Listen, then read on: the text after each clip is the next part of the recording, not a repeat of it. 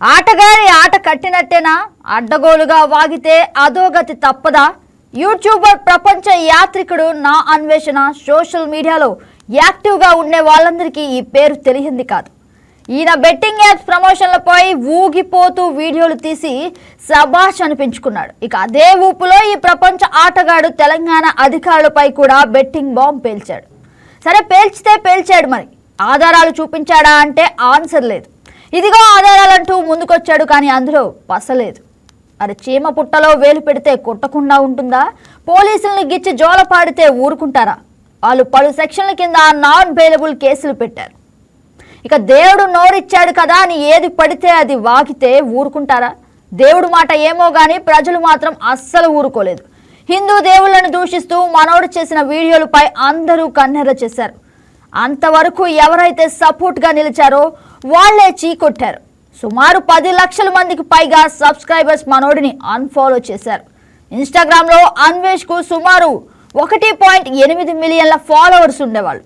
అయితే హిందూ దేవుళ్లకు వ్యతిరేకంగా వీడియోలు చేసిన తర్వాత ఆ సంఖ్య కాస్త 1.3 మిలియన్స్కు తగ్గింది.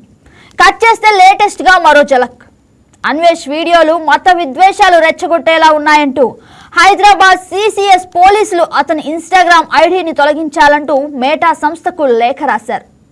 పోలీసులు అభ్యర్థన పరిశీలించిన మేటా అన్వేష్ ఇన్స్టాగ్రామ్ పై బ్యాన్ విధించింది. సో హీరో కాస్త జీరో అయ్యాడు.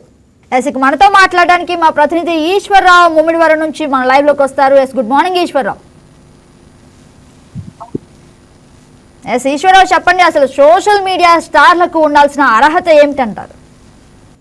సబ్స్క్రైబర్ చూస్తున్నారు కదా, మనం ఏది పడితే చూస్తున్నారు కదా, మనం ఏది పడితే చేస్తే చూసే వాళ్ళు చాలా చిరాగ్గా ఉంటుంది మేడం జగన్ గారు. ఇప్పుడు ఏమైందంటే ఫుడ్ గురించవచ్చు, లేదా ట్రిప్స్ గురించవచ్చు, లేదా లైఫ్ స్టైల్ గురించవచ్చు, కానీ సమాజంలో విషయాల గురించి మాట్లాడేటప్పుడు చాలా బాధ్యతగా వ్యవహరించాలి. వీడియో ఫాలోవర్స్ పెరిగారు కదా అని గర్వం పెరగకూడదు, బాధ్యత పెరగాలి. కేవలం వీడియోస్ వల్లే స్టార్టం పెరుగుతున్నది అవాస్తవం. మన ప్రవర్తన బట్టి ఉంటుందని తెలుసుకోవాలి కదా. Yes, right.